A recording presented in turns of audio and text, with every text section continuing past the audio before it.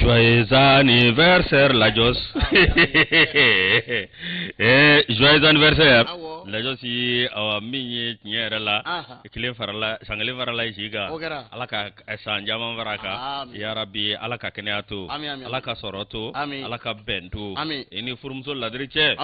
Ekado awa minye alaka beni kilea. Alako sabati. Alaka du fanga tafanga dauma. Amin ya Rabbi. Oni ale furu do rani nyanje.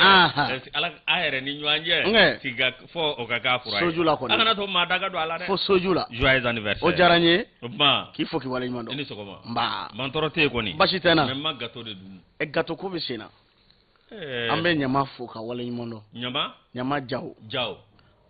Kunungo. Ikado nyama de wole kata ikado gato dia. Amba fo ni watina. Segu ka bela jeli tola. Segu kado. Ifana iyele marata ko. Chori. Note kabo dugu ina kana kamne ela ere ga gato ma dil gatia. Kabo tola kana ke. Gato e. Amge chori. Ko be dondoni ko. Moro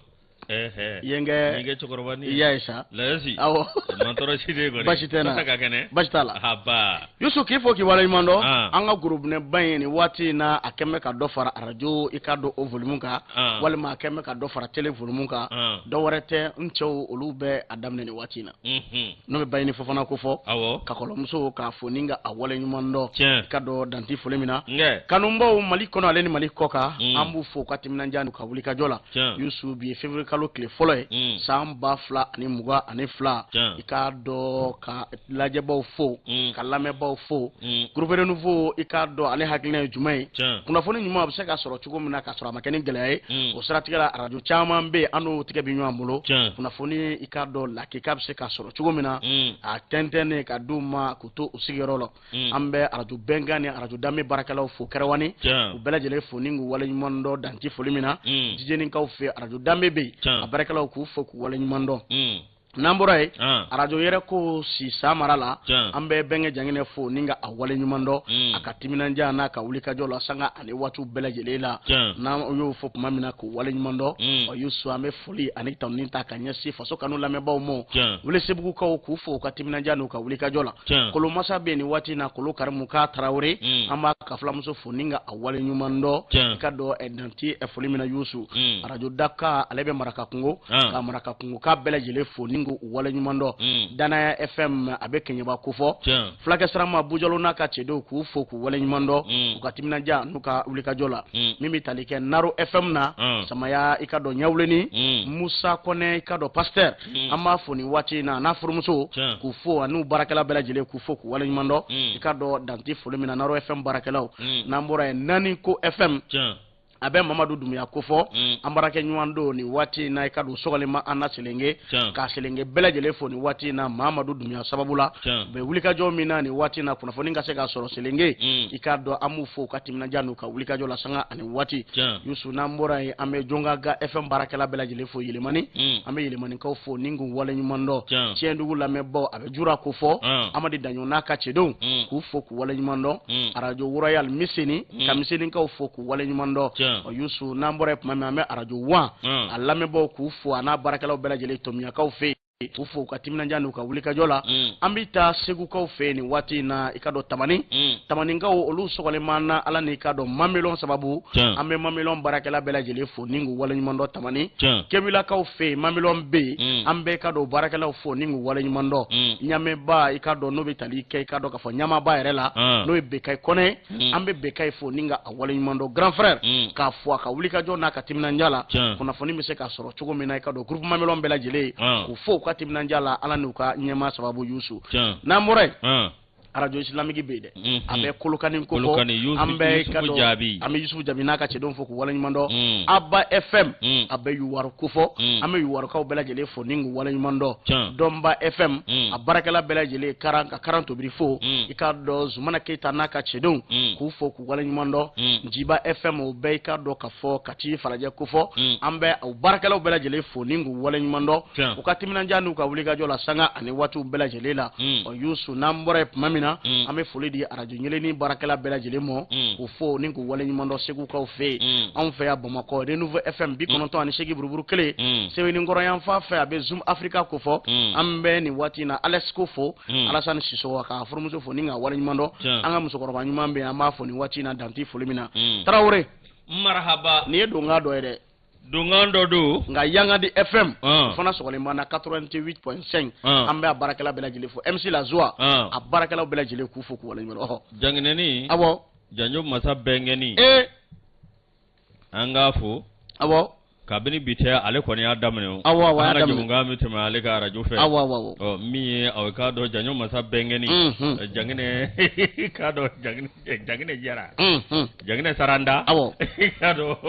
bɛnkɛ saranda o ma lajɛse an na tɛmɛ ni kunnafoni ye o bɛ kɛ kunnafoni fɔlɔ ne kɔni aw k'a dɔn anw daminɛna to la sa denmisɛnw awa n'i taara dugu la n'i y'a ye kuma ka ca baro ka ca taa cɛkɔrɔbaw minɛ nka galabu awa k'a dɔn dugudenw na taa denmisɛnw minɛ o tuma i n'i ka galabu n ye kun fɔlɔ d'i ma ayiwa an ti sira di ma i k'i dɔgɔkɛ ni kɔrɔw fo nin waati in na i ka dɔn régie ni réalisation ni Seydina wa Seydina kɔni ale folen don Seydina k'a fɔ ka waleɲuman dɔn a ka wuli ka jɔ n'a ka cɛsiri la a bɛ réalisation na bɔra Fuseni Dawu l'enfant de Kifoso l'enfant de Kita Kuru ni Bodofo ani l'enfant de Kifoso olu kɔni aw k'a dɔn u tɛgɛ bɛ nɛgɛ la n'o bɔra ye min ye régie la ZB l'enfant de Moribabugu l'enfant de Kiyan Moribabugu de Kiyan Jamadugu kun b'o kɛ fa ale bɛ k'an kɔlɔsi min ye Kuyate Awa Keita min ye ale bɛ ka maaw bisimila lajɛ se o kuma kunnafoni fɔlɔ ne b'a d'e ma i k'a minɛ Lagare cɛ fo an ka sɔrɔ ka don Lagare cɛ Zie Kɔnɛ i b'a ko Ziekɔrɔba Ziekɔrɔbani ayi de kɔrɔba a fɔ ko Ziekɔrɔba a bɛ dan o ma a banna Ziekɔrɔba an b'a fo ka waleɲuman dɔn Youssou indicateur de renouveau a kumana bako 3,487 bi tarata kalo tile fɔlɔ i ka dɔn février kalo san 2022 o bɔli de don a ko min ye anw ka jamana ɲɛmaaw ye o kɔni ye ŋaniya bɔ ka bɛnni ka u bolo da tabali kan ka tabali kɔni gosi ka tile 3 di Faransi lasigiden ma k'a fɛɛrɛw ni i ka dɔn dabaliw sigi sen kan joona joona a ka anw ka jamana bila tile 3 kɔnɔna na a banna Youssou i ka dɔn a kɔni gwɛnnen filɛ nin ye a ko anw ka gouvernement kɔni laseliw kɛ ni ka diɲɛmaa ladɔnniya a kɛra tɛnɛn don kalo tile 31 janvier kalo san 2022 lasigiden min bɛ Faransi tɔgɔ la anw ka jamana kɔnɔ a tɔgɔ ye ko son excellence Jules Meyer o kɔni y'a wele jɔn y'a wele ministre min bɛ yen anw ka jamana kɔnɔ n'a ɲɛsin bɛ anw ni jamana wɛrɛ ko ɲɛ ɲɛnɛbɔli ma a fɔ Abdoulaye Diop ni cɛ in kunkolo b'a k'a da la dɛ Abdoulaye Diop bɛ min f'i ye maa saba de bɛ Mali kɔnɔ bi ninnu tɔgɔ bɔlen don dɛ n ka ɲumanya sira kan dɛ ɲuman sira kan maa fɔlɔ o ye Asimu ye filanan o ye Diop ye sabanan n'i y'o f'i ɲɛna i tɛ d'a la o ye Bigini Bagaga ye ni ye réseau fɛn fɛn lajɛ i ɲɛ mana da réseaux sociaux yɔrɔ o yɔrɔ kan Bigini i y'a ye sa ko filɛ sa bɛɛ n'i ka waati tɛ bɛɛ n'i ka waati de don fasirikɛba kɔni kumana a ko Abdoulaye Diop ye wele bila i ka dɔn Jules Meyer ma k'a kana i k'a dɔn k'u bɛna kuma fɔ a ye ka laseli d'a ma ni ka kangari da a ye k'a fɔ ko tile 3 bɛ a bolo a ka an ka dugukolo kɔni dɔn anw ɲɛ ni k'an ka jamana kɔni dɔn an bolo Youssou n'i ye jateminɛ kɛ laseli in kɔni i k'a dɔn maa caman bɔra a kalama kunun ko fasirikɛba ko nin tɛ bila minɛn wɛrɛ kɔnɔ koyi n'i ye jateminɛ kɛ bi i b'a ye k'a fɔ Faransi ni Maliba cɛ Youssou a bɛ ka gɛlɛya ka taa a fɛ bari sabula kumakan dɔw bɛ yen i ka dɔn ɲɛmaa man k'o fɔ o kɔni bɔra Faransi jamana ɲɛmaa dɔw da ni ka lagosili ta ka anw sɛgɛrɛ ka anw dɔgɔya ni ka an bɔrɔndɔ nka Abdoulaye Diop a kɔni sina k'a kungoɲɔgɔn ni ka a jaabi u b'a fɔ min ma nanzarakan la ko homologue Youssou Jean-Yves Le Drian k'a kɔni ye a jaabi alamisa don kalo tile 27 janvier kalo san 2022 a y'a jaabi ko a kɔni bɔra ni ka kumaw fɔ ni ka lagosili ta i ka dɔn ni ka furancɛ fanga maaw sɛgɛrɛ olu bɛ sigiyɔrɔ min na Youssou k'u bɛn ni o ye ko mun b'u da u bɛ ka baara mun kɛ k'u yamaruya to n'o ye bari sabula k'u tɛ sariya kɔni kɔnɔna na Youssou min ye Jean-Yves Le Drian a ye nin bɔrɔndɔlen ni nin i ka dɔn k'a fɔ dɔgɔyalima de ta ka maaw sɛgɛrɛ n'o bɛ anw ka jamana ɲɛmaaw kɔni ko fɔ Abdoulaye Diop a kɔni kunkolo bɛ a k'a da la RFI ni France 24 ya wele ninga anyininga ako ikado mabayate ni ninkoi ma ba no fora fiki kuma fosogo do fiki kechugo do fika ika baro were tabolo konindo akoni nye ikado afori ka sora mado akungozobe ay kuma fo ikado haglima belajele ko koni mekulu konjamana do ikado fuga koni yo nga ambe domine ko mi bi ningo ni ne kara gwele aye gole mi na kara sababu ye kana ni gerente e faransi ale ni ikado ba malbani nyuanje amanya mi ngo ango ni mbe ka nyuan vle ni nye kare ambe domine ko mi bi kuma mi no ye nyema ka puma e no ka nga fo bunyani karama konnana faransi be ka atake dogo yali mai o ka nga jamana nyema o segere olu fana ya jira ka fo ikado sente fandai ngante ko bi okoni seba ayede o okoni ya nyini ikado ka fo faransi la sigi defe ko kle sababa bolo aka malibla abana ne ko faranjaro datugule abita ro jumen fedi ay abseka bo murtani fe ani algerie abo awo seka boy me la ginefe lagine olu ma datugu folo burkina fana bo olu kone ama daele ko kuma memme adaele leno kureta o daele Niger fana o gele ale do bi aywa yusu ako minye France ni ba maleba che ka golalembe bi o yalmani ko imina sama ka se hage jumena za o ngamanya mingo France la sigide ko ni nya agwen ka kire sabadamo akanga jamana to anye abana yusu ikado ko affaire à suivre ajamtene ni yale ka fasiriya anya bo indicateur juru fo la josi ne nio bla abla la sebenda sebam ni mata o républicain akmana républicain ale kumanendo ako magone pariche ako gole ale dogoye ambassadeur Joël Maya ekado awami anga manyema olu kwani carton rouge yirala ekado awami kakata kabo anga tereka la josi awekado ni mimvle inna fo iya fo choko mina le saba odirama nya akaka koso na kaka sauche ningi kunda akajamana ka ninye awekado onti madoya mabati ma dogaya wa jamani faransi bay na farako ka ma nyema doga maketa ikado awaminye abla jopo ye awani jabilike o masoro dowre fe minye awekado minye o ka ma mimbe Jean-Yves Le Drian ikado ale koni awekado ale ma dowre ge ikado awaminye ka bidda kasako minye mali ma nyema ola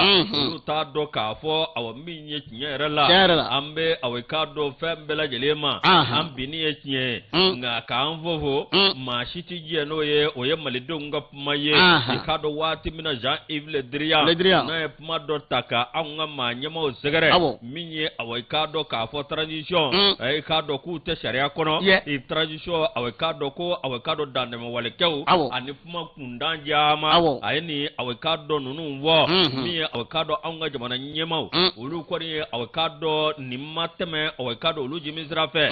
minye olu fana ma dore gede ukalla sigide mimbea uyo wele ka jurola ka fo awa minye tinyere la ikado ka koso ni ka kasau iko che awekado ninga bo marikono la josi ode konan nasa mi awekado awa Florence Parly aleni Jean-Yves Le Drian ani awekado Manuel Macron ikado awa minye nununga pmai ikado ni bela jele kabini bite nungo ne ka pma do fo minye mali jamana ma minye majugu shite uteka minwo minye awekado ne nisukute uteka minda anga manyema uga la josi awekado asira yoro dola sa manyema uko ya jira ka fo awekado minye asira dana sa upma ambassadeur e kanaya aw me bwanga jamana kono yani awekado saka balabo ferela upma ambitle sabadima iki kap koso ni ka kasauche minye awekado kataka yambla minye mami mbaundoya anu lusega je kasigi folo abla job akwari ayajira ka fo awa minye maba otene mafo sango ta jamana ba no e faransi o maba o kani mafo ni dande ma walo ani kado mami nabe talon mani fimfa joltira fe e kado ko amanga na etiko shila note abina fo ni konye ka jagde nyale ka fasira anya bo republicain ngono faransi politiquement ayuka kalfa toro onga olu ko ni mbora kunungo ninga réseaux sociaux belajele ke o dasago foro yi oninga angoni segere onga anga politiquement sigime foro de a politiquement jumone Potima juma jogori dans Vledrion ma chama boro France ma chama boro Potima boro ala selu ke Twitter ni fon ko amanya wa ko ka chedo mbe kan were di saya mo ya ku ka segia ko ni mbe ka ta ko segere kra u ka segi sari ni mugo ta fo mo ko ntenga akake wale ba jira ibi todu to tigi nyefe go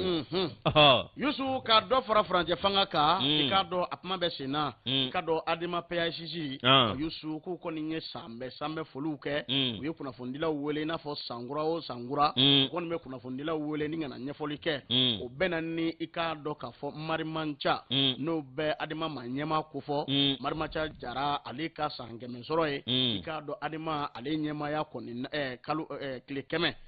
keme soroye ika do ka fo adema nyema ya kuna kala kanya kadamo oyusu ma bacha mambe akono uye kuna fondila wele ukana ka akko koni sere la sere ukera minye ikado adema ma nyema nyema ya kalfalembe mamina be no be mari macha akufo mari macha jara ni ikado sente ma do are koni pumana akko ikado kabini dana dara aleka fambe domine kumi bi anaka ikibu no be anaka chedongo ni nkufo ukoni me wulika jola fereto alebisika yiri watu mina minye kaseka ko la kura ya nga uma flisio ina fo la dala bike chugumina onfea mamu menyamara ka koro yusu makoro mumbe ukonu ngula kasi olumo ningolu hakilna koni nyini wala sabara ni sababa bese ka be ubolo chugo mina wala sala ini eminye utibitongo nana ukase kutafa do ninga benin kle sabati uninwanje mari machajara ayene kuma ngoni fo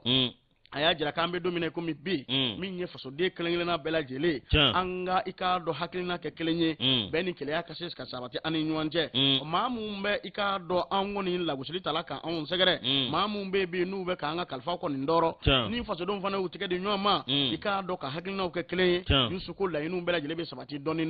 ojugu olubi malo yusu ale hakilina mi ya ame domine ko mi bi sangele ika do franja fanga kase ko baro ko ni sigi singa wala sala inu kase ka sabati anyemo ako ika do kle kema ngonnana oli ewuli ka jo ke fanja manve ka do tonde unga ika do dugu konnana to bi yoro yusu akara ika do ka fo comité yo akara section yo akara sous section yo otara bazi la ninga wuli ka se momo onu ka se ka fere bara usigi singa bela jele hakilna ka se ka to ka do bala chugo mina yusu o ame domine ina fo bi uye wuli ka jo fe ke yusu uye la selu ke ka ben oko bela jele ko ni ndala uya jira ka fo franja fanga uka demeni dembe ayoro wala sa ni so ba se ka ben chugo mina ina fo be jemu fanga o ya la nyini chugo mina yusu akosi ka fo mi fana kara ni nyuanje ni mawu yu hakina di akoko ni ndala yusu ku ko ni menyemo fo ningu wala nyumondo ka faso don fo ka family ke chugo nyuma ko ni na o ka la yini mi edona na tawla adema yusu kana ni tabolo ye tabolo mega sabu ye bela jele bise ki yere ya akono chugomina don ne bela jele ka se ka ben fenkelenga wala sa ka chebo kelenyini beni kele ya konnana nyongo sama bannu olu bise ka dabla chugomina ka se ku bolo bo ikado tonworo wi no baraka nga ke o baraka nga ke ni kado bela jele ka ya maria koni nye ngambe domine ko mi bi i fereton ana tabolo do una sare o bela jele do ladamu siraka baranyonya siraka bela jele ka se ki chesri mi nye kado faso de moya obese ka do bela jele dusukuna chugo mina mari macha jara ayeni kuma ngoni fo ka nyini ka do kuna fondila ofe ambe wati mina na fo sisa kuna foni dili ka inde nga baraka ni hakiliye kuna foni mu mige sababu ka jamana jo ango kuma ofo yiri wasra ko ninga aka ikado samesame ke ka ko bela jele kunje ka anyini ikado masara manife sini kene ani labango nyuma jamana be dinga mi ngono aka ka bo konna na bela jele ka do dakelen fe ninga bo dakelen fe yiri wasra ka kuna fondila ko alaka amme foli ni sebeli konna ayini kuma ngoni nga kuma kunje igere kudumuya ikado prolongation de la transition les exigences de l'ADEMA PICC adema président soro sisa président nyuma awo nga ndedu awo marma cha ko ni ndedu kasugo foka dugu nge la aussi même fie awo farafina intellectuel baula marma cha be konti atitemoka kala nimbi nere ka kolo kala ni fuka kala marma cha du baraka nge ndana ka du zanga alu gina ne fabi diboli la josi me nga ka kolo kekelembe ufana o kala ne numene wuro sarata la kon wuro sarata la kon wuro sara Bote afrako ma be dege fe bela jele la fo brambonya. Ewa. La josi minye ambe sebenda. Atade. Anga jamana kono la josi jaddisu oti dore munumbe bingali jula awakado ka mausegere lasi awakado anga awul masiri tabaw minyo ulukon ya wulika jokat le fly na ninga ta nyon famvela na ani koro ni banyangara la josi awakado yetada awakado bambanchi bingali gala nunga no toro risuye ikado tawlule ukanza lasi awakado achamambe ulukon go yare nyini allo asro awakado yedangari dola ningo oluka awakado fiem tiga olula ningo olufa lasi ibai ka fodo ko ni awakado oluk nyasa awsata may nga wati bina ni ko bela jele kera ni dugum ko bora ku kan ni so jaira ni dugum ko bora ka yoro bela jele ka pmat may ka fo an la fiara lasi awakado jaja minye awakado ni ma ko folawnye u ko ni awakado yu yelema awakado ka ke dugude ndoye ninga sege dugu ko notu okoni dugudew de soko olu yirasa aye madnandoye yalma asobe na madola kap menunu ve ani num tege be nyamulu ay ko fole no yalma karta de mitaji feruma la so ku jira layosi wati mina fama yuga barake ikado awa minye nyera la ikado ningo miflane ni mado kono wulila ka kosu bela jeleke ikado awa minye kado awa minye sigida maula ina fo yoro dobe minye awakado villa dugudobe no be wete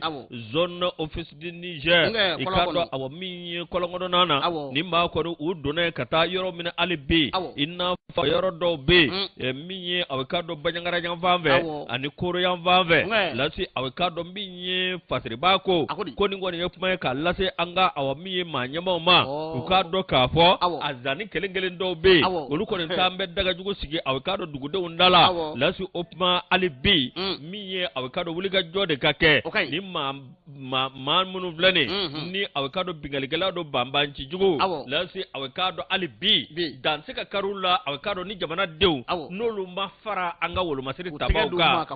ka kofolike bunyani karama kuno abana amma ma fakiyata ba mamode barsabula faso dunga kuti fam mandola reporter témoin sage témoin ni ale ka fasire anya bo témoin gono ga ndo ake babe wale reporter ma nyema kasimu ne kasimu sigle micro ko fa arani marman jaman jajwana akwale do de iba boka farni funna muga ala ka nguna ja yusu amina rabi indicateur juro nouveau ale pumana akuma me feminga anga ta ikado ka fo mandinde nandara mande ayusu fangada keita meri transport tigi yusu mimbi talike festival belebele mesigi singa na bi wele ko festival international des arts et de la culture de kuruga fuga o ma nyema abiro ma bora ninga ta ikado jumado kalo klemwa ani shegi janvier kalo samba fla ni muga ani fla kata jikoro ni parala sigidana ni na aboko fo bomoko konna na yusu jonjon ko taka de fangada kita mo no be ikado meri transport PDG ba ko ni ngovo ma ba chama mpumbe ikado akeneka dowrete yusu mimbi talike festival ko la benje kulu kapmana akofa so demu mbe nu yu deme ko ka bara ko ni na festival ni semise ka so sama be se ka bencho mina yusu de kama ukoni nye jonjon taka de umo se yanketa ale festival ma nyema ba e kuruga fuga togola mana ko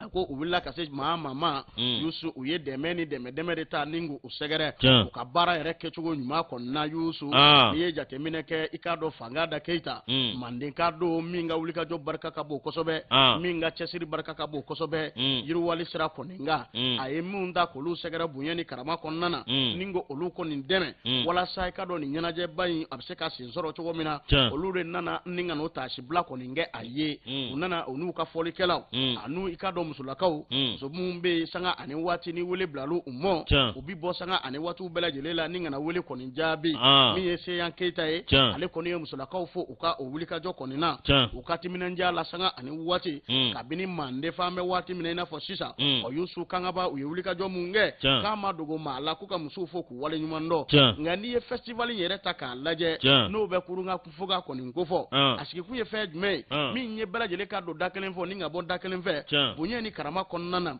uko ni yu so ni sigo ka se yan keita ka pamala aya jira ka fo wulla ka se mo wala sa o be se ku deme chugomina o mamu yu deme obolu fo ku wale nyumando nungu fana nuka jonjon ba koni ye yusu se yan ka pamala akoku be ka be gine ka fo ningu wale nyumando mi nye ka do ambara mo ye o yusu ye chesiri minge o ye wuli ka jo minge ko foli ni tonin ta ka nyesu umo sanga ani watu bela jelela fanga da keita PDG ikado Meri Transport alere ani sonjara kosobe ayi foli ni tonin ta ka nyesi kado mande ka umo ako jekulu minye ndi alemo ko dowere te ko ni yeso ko de yusu ka be ka do bela jele fo ningu wale nyumando ngalla yini ba kanga baraka ni oye anga do dakelen fe no be mande ka okofo no be faso de bela jele kofo bunyeni karama konna na sigonyo nyuma o kase ka sabati ani nyuanje ngami nye ka do fanga daketa ako jonyo mi ndira alemo kale fana badi asimi goitamo aka fara ka jonyo nga abechesiri ni yiri wa baramuna anwa jamana kono sango tame gola wati mina kale ba fo ninga awale nyuma ndo ka do far baraka ngolo masiri taba mu mbe no be wuli ka jola bibina no ba nga firintuku kofo nusu ko faso de bela jele bu kokoi uka deme ni deme bu uyoro sanga ani watu bela jelela ayile du takere ka bela jele fana nyana agada ya jira ka fo ka le besa ikado mandenga jonyala sanga ani watu bela jelela we dana ya minta ka daleka oko do wara chekoi nin chesiri nimbe do fara chesiri de ka ale bolo ale be yiri wa ko ninge afadugu golo abse ka yiri wani sra fenvenye ale bo baraw de sigi singa ayu wele frika do faso de mo kerengere nyala jeunesse no be sifu ngofo yusu kanga kuma badabla anga barake anga jamana konnana ko barabe yangwe na manya ka foka me kuma ke kuma ni wale ukata ni nyuanye bara nyonya sraka yiri wa ko ni sraka ako mi nye ka do ni festival belebele nye biro mi mba tokola no be festival international des arts et de la culture de kuruga fuga ko ni ngofo yusu willa ka se fagada ma tugomina willa ka se udeme ba kelengele na bela jele mo otogo kelela ninga jonjongo ni taka di umo bonye ani karama konnana mande bise ka do dakelen fe tugomina ninga bo dakelen fe adama jabate ika do ni ale bolo no indicateur jiru no konnana mande abo la si ni tarab mande abe hakli jigi Mamadou Nama Keita la la josi jubasi do angme Mamadou Nama Keita fe ika do saramba kumbe ka foli dubanga ngo ade ngambaraji de kumbe la sakara bonya ni karama balma ni sinji ambe kumbe amandengao nisani la si awkado jama ani mandengao mande fa bela jeli ambe nyan soro Mamadou Nama Keita fe so nunu ye ka do fasi bo mi nya jane musokoroba ya tala eni ika do jeme damene na faso foli koni bi dogeo chokoroba fara musokoroba ka emunda kama kundoy emunda ka do don warwe bela jele de bi fara nyuanga ninga do ko ninge abana monsieur le directeur là c'est amba ko furu deunga furu ala ka ka shima flaka furu ala ka andoko dali boala ka chokorware no mo Nama Keita o to ka da chugomina amta sugula re là c'est amta sugula amta sugula yana ngata Ablaye Maiga groupe commerce anga anga te pharmacie la bolo bi ka do anga ta pharmacie la maram Diallo croix verte la namboray amesoro kata Ablaye Maiga ali groupe commerce colonel commerçant ya parce que Ablaye Maiga flat ko de be mal ministre de l'administration territoriale ani opérateur économique colonel opérateur économique Ablaye Maiga administration territoriale la sa madi be yambe afuka wala nyimando ikado danti folimna yusu anga temani musokoroba nyuma ikado kanya aja sanugo ikado abika na jeni wati na zerni na ambana modon foku wala nyimando madame Jara Bintu Kulibali ikado kuchala ka fe amba foka timna jana ka wulika jola anga lojo anga ta sugula ametla kana ma sabachugo sobe ayaw sokolin to renouveau la aw bela jelin ka wasa soroyoro la josi ni ando ne kuna foni kono mi indicateur mba leta permis mamunu be no ye awkado no lu be talike mi ye jiri barakelaw ye olu ka permis la josi awkado mi ye u ye wuli ka jɔ kɛ waati dɔ la k'u ka dusuma kasa jira ka jira k'a fɔ awɔ min ye permis a dili kun u y'a jɔ nka i k'a dɔn a kun kɛ bɛ maa ɲɔgɔnna ye min ye awkado n'a ma ɲɛ a kɛra an bɛɛ lajɛlen ye jamanaden kelen ye min ye olu ti jɛ n'a ye cogo si la min ye awkado société boiserie Farota Sarl société africaine de bois SA société de gestion Masik Sarl Masibal Sarl no bora société de transformation de bois ani Albarka Mali Sarl la si awkado min ye juma donsa janvier kalo tile 28 nunu bɛɛ lajɛlen awkado min ye u ka permis i ka dɔn direction nationale des eaux et forêts i ka dɔn u y'u ka permis d'u ma lajosi min ye awkado maa ɲɛmaw olu de kɔni y'u ɲin dɔn nin ko in na dɛ min ye awkado permis min bɛ yen n'u b'a wele ko CITES bi n'a ka bi i b'a ye k'a fɔ awkado nin ye sebaaya fɔlɔ ye sebaaya fɔlɔ min awkado Mamadu Fofana n'ale président CPIB ale kɔni awkado CBIP lajosi ale y'a jira k'a fɔ assemblée générale min kɛra janvier kalo tile 30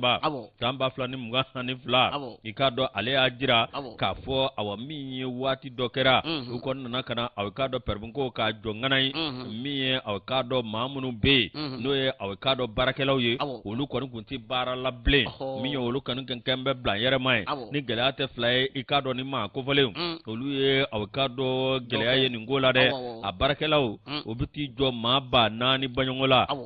o maa 4,000 n'i y'olu lajɛ i b'a sɔrɔ maa kelen u ka du kɔnɔna na u bɛ maa min balo a ka dɔw ka taa ka ca maa 10 ye dɔw ka ca maa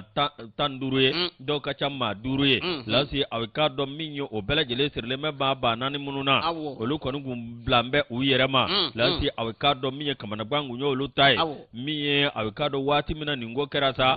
i ka dɔn transition maaw k'olu kɔni b'u fɔ k'u waleɲuman dɔn min ye k'a daminɛ min ye premier ministre ani ministre de l'environnement ani i k'a dɔn ɲɛma yɛrɛ n'o ye Asimu Koyita ye i k'a dɔn min ye u ye wulikajɔ min kɛ walasa k'a dɔn permis CITES ale bɛ se ka sɔrɔ cogo min na min ye société 4 minnu bɛ k'a dɔn nin jɛkulu in na n'olu ye k'a dɔn promoteur industrie de bois d'œuvre lajosi ani k'a dɔn min ye ninnu ye n'o ye CP min ye IB lasi awkado danama wale dɔ kun kɛra min ye awkado olu kɔni kun y'u ka permis bloqué lasi awkado min ye direction nationale des eaux et forêts i ka dɔn min ye u ye permis bloqué min ye k'a kɛ waati caman o ye k'a jira k'a fɔ permis an t'a di aw ma lasi o min kɛra sa min ye awkado société min bɛ yen n'o ye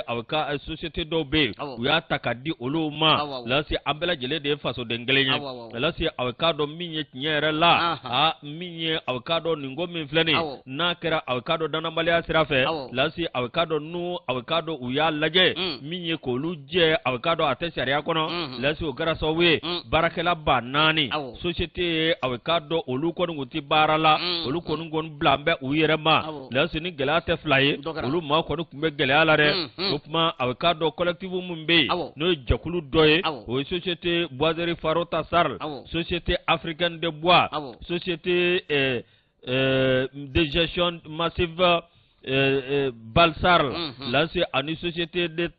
transformation de bois Albarka Sarl lasi awkado min ye nunu bɛɛ lajɛlen olu kɔni ka wuli ka jɔ bonyana o y'a jira awkado min ye ministre ani premier ministre min ye awkado min ye olu kɔni u taara ɲɛfɔli kɛ ye ka assemblée kɛ o assemblée awkado min ye o de jaabi kɛra nin ye ko n'o tɛ ko kɔni gɛlɛyalen kun don min ye awkado olu ye jamanaden ye n'a fɔra olu ka sigi bolo ma lasi awkado cakɛla de b'u bolo lasi a bɛna ni kamanagwan ye wa a bɛna ni funu ɲɔgɔnkɔrɔ ye wa a bɛna ni tiɲɛni ye jamana kɔnɔ ko ala k'an kisi o ma olu kɔni ka dɛmɛ u b'a lase transition ma sanga ani waati ni sɛbɛn an nin bɔ indicateur de renouveau kɔnɔ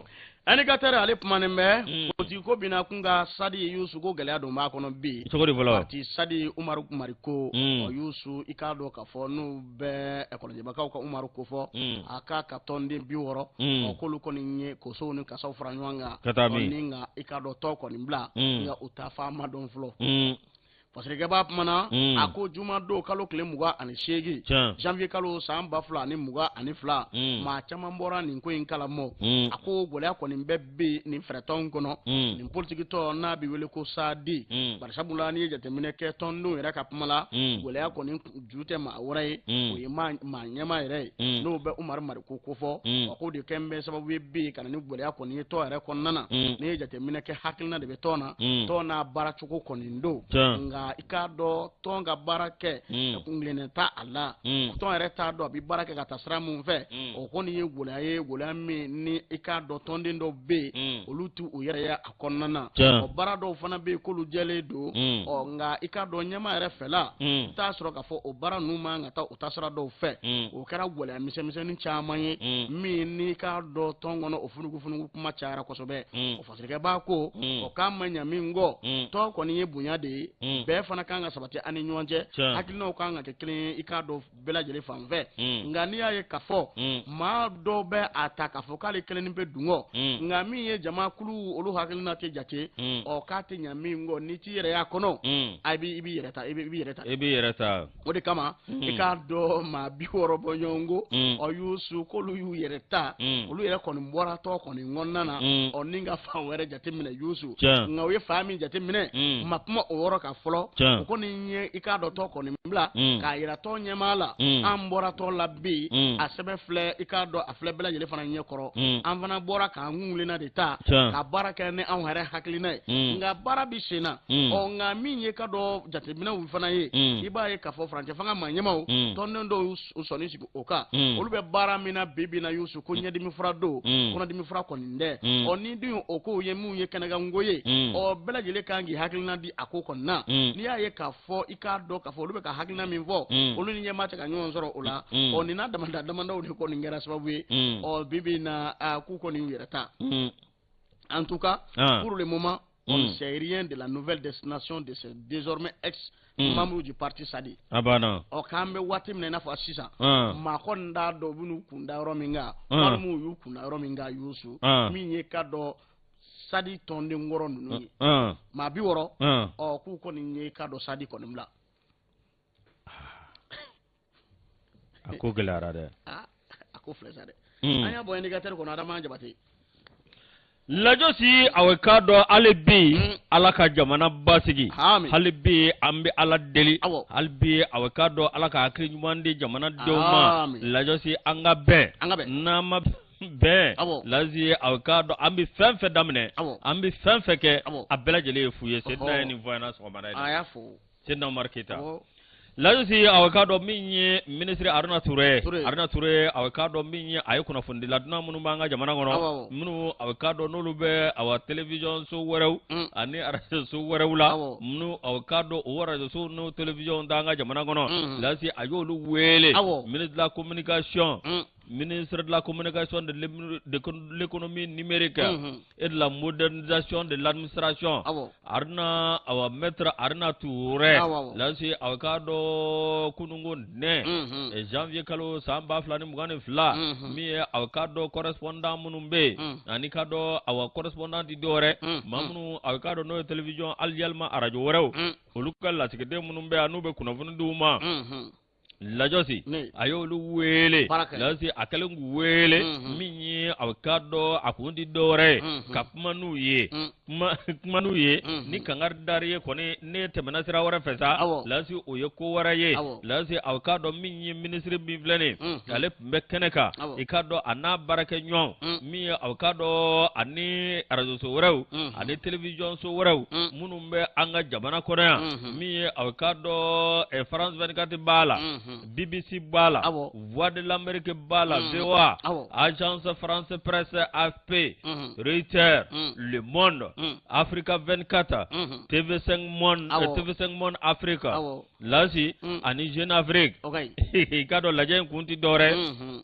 ministre ka fola ako bela jele ba do an ga jamana kono be awe ka do min ye tinyere la geleya be an ga jamana kono o gelati dore awe ka do min ye wati bela jele na mado mi awe ka do an ga ministre des affaires étrangères abla job awe ka do ani français ambassadeur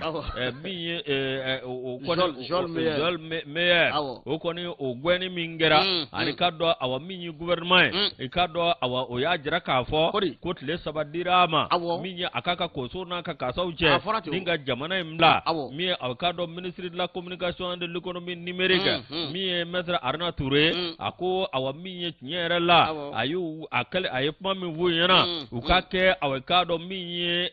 de monye mali jamana ko na manyo be mali kono ya ikado ambu jatiko jamana de undo de anu bora jamana wara kana upma avocado ni mali avocado ni cheningera mali kono bi ate fo ma shiko upma olube fami nyini ikado uka kunafoni di kunafoni mi natna ni nyele sirai kunafoni mi nabna ni nyale sirai wa kunafoni mi natna ni balaka wuliye upma avocado mi nyere la mi ministry Arna Touré akoni avocado aye do donge mi kunafoni lawi anika do donge jamana nyi lajo si nyere la na fara ko alibika mali president koro ukantanyani la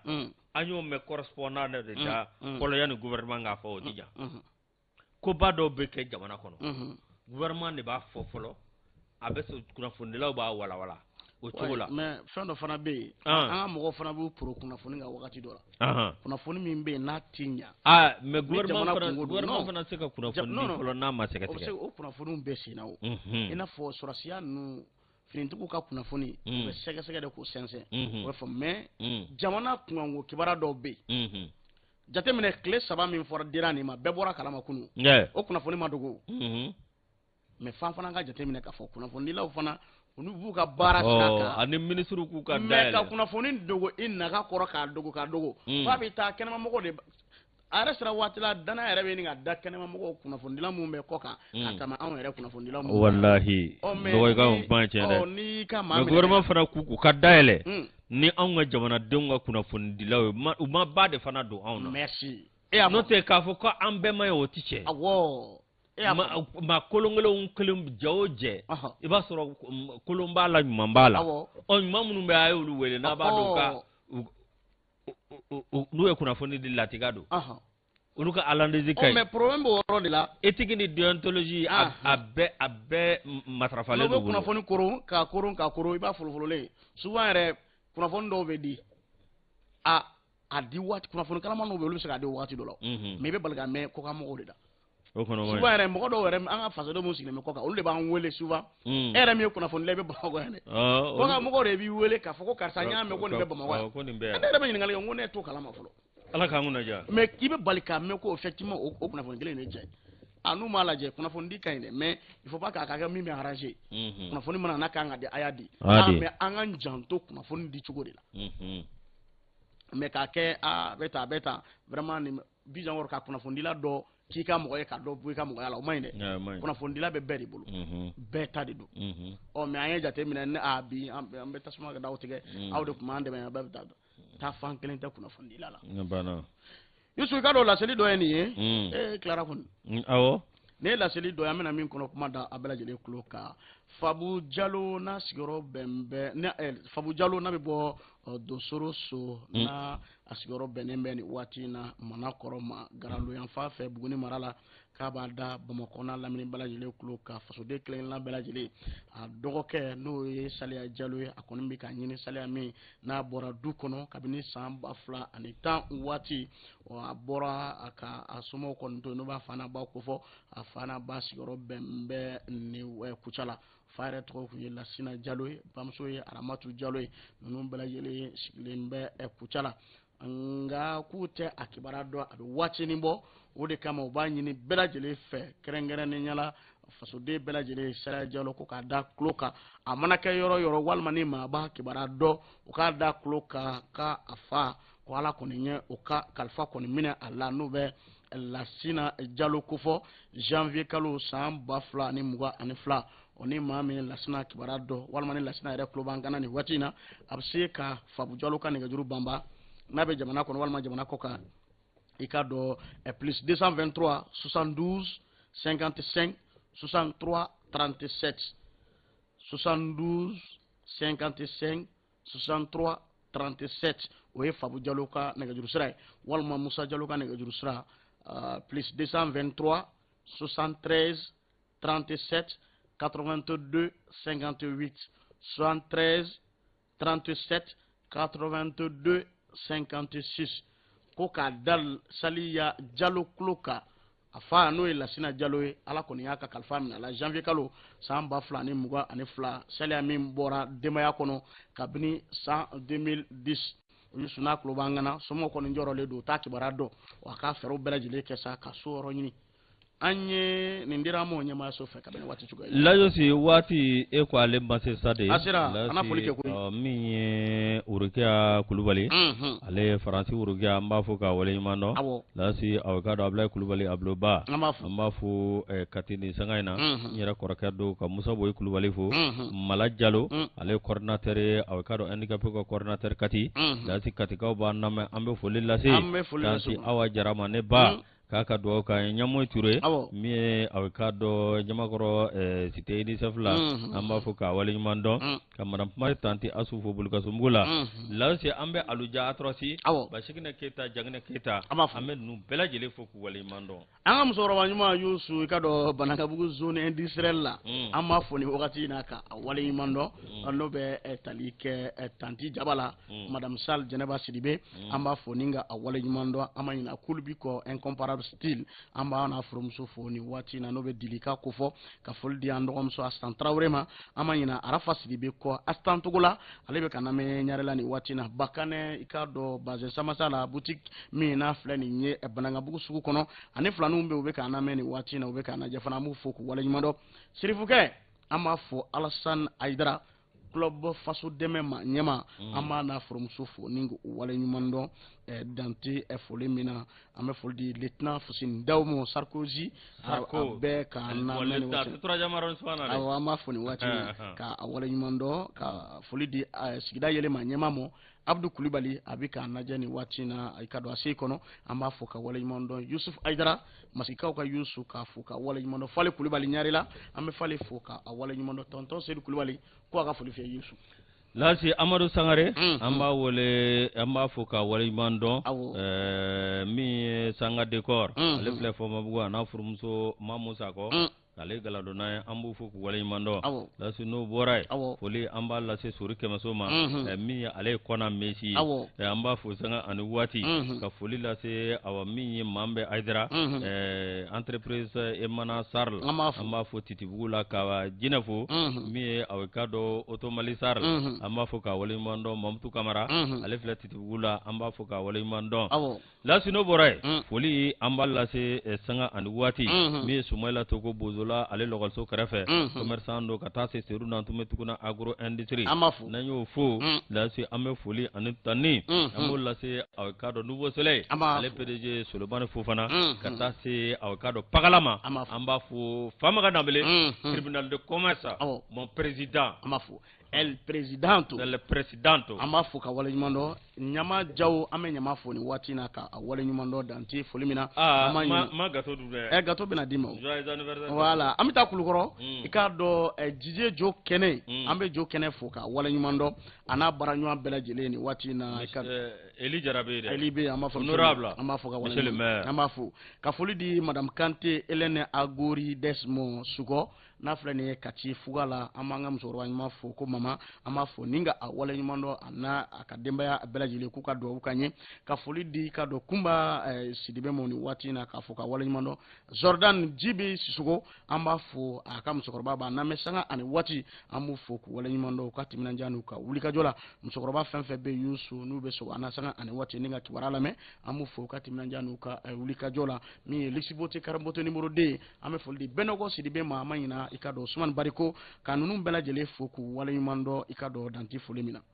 madame Traoré Sokona Suko ale be Jelbugula madame Traoré yaay damele ale be 15 ambugu mi Amadou Diané ale ka makoro do ambu foku wali mando sanga ani wati Amadou Diané are rebe titibula anaka demba belajele domba nyugutu damba amba le fo kati malbugula ka folla se alubegi kamarama mi awkado embe seba kamara ale be diboli ka fuka wali mando sanga ani wati ayo abla nyanoge ka do abika na me Guinée Équatoriale faso de musikro bembe yima amu foku wala nyumando Kasim Konate be amba foka awala nyumando danti folemina ka fo akati minanja sanga ani wati minyanga msoro nyuma fat ka do kanya aja sanogo ka fo ana modo mbela jele amta damandala mimi talike Mamadou Jarala ama foka wala nyumando shinwa ka folila se amo ka brema jarafo ni wati na ninga awala nyumando akati minanja na ka wuli ka jolo sanga ani wati belajele fena ka brama ame foli di ikado ambarake nywa Fatim Sidibe natme barake wartamna la josi somarena anana mvana awo mi Fatimi awo wartama aye barachamange awo katla katake sespa o ma nyema la josi awkado nunu ani Jibril Mbodj ani Mohamed Semparao fukata se baba jurtoma la si ani awati toso jaraw fukata se unanywana chama masri yatasai la si nunu nyana fimbo jamana deuna okara Muka barake so nyuma ani fukata se balamsa kete ma ani zumana yoron Yesu amafo mor so no gona ba baroni ba ale mokado ale mogado abo ni mor sumano che mfama na mawati bi mbe Alassane Jombele mi warte ma nyema ba fuka wali mando kanibara akoni ayele machamando warte awo erigi awo kani sokoma ama fo yusu ame foli di kado anga musoba nyuma moni wati na kuchala madam Jawara Bintu Kulibali amba na modeo na afurucha foku wala nyumando danti foli mina mibe talikia kulukoro gouverneur la Lamini Kapuri Sanogo amba fo ninga wala nyumando danti foli mina grand frère de Valère Madi Camara ambe afoni wati na kado administration territoriale la ka foka wala nyumando ana baranyo ambela jele yusu ni be dansi gi bi donki barula ka foli di kanumba kelengena bela jele mo maliko na aleni malikoka akambe wati ware inshallah.